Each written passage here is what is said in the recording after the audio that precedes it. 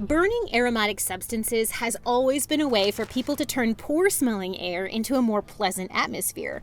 Incense in particular was valued in the ancient world for its purification properties. It was seen to be a type of cleaner for the air, and there were several commonly used and prized spices for this.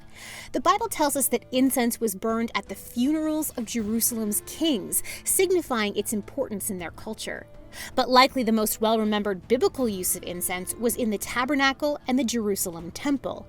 Incense was burned daily on the specially made altar of incense, and a liquid version was used to anoint and commission the temple furniture, articles, and priests. Interestingly, while the descriptions of the incense altar and the rituals are given, their significance is not explained, their religious reasons not given. The careful reader of the Bible, however, will notice at least two later references to the symbolic meaning of incense. The first, in the book of Psalms, says, "Let my prayer be set before you as incense, the lifting up of my hands as the evening sacrifice." The second reference is like it and comes from the New Testament book of Revelation, where in chapter 5, the prayers of God's people are said to be the smoke of incense rising to God. And in chapter 8, the prayers of God's people are offered with the incense. This meaning is especially interesting when paired with the instructions for the Day of Atonement.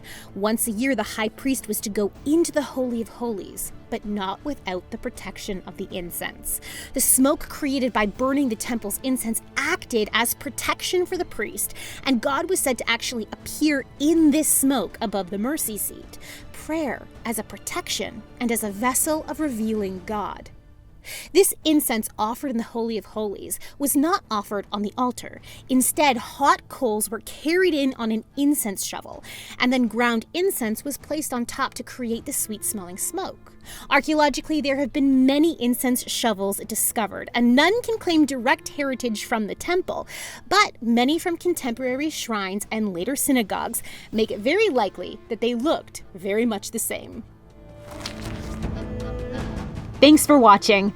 Click the playlist on screen now to watch more spotlights. And if you want to read the full article, click the link in the description. You can always go to BibleDiscoveryTV.com for more videos, articles, and resources.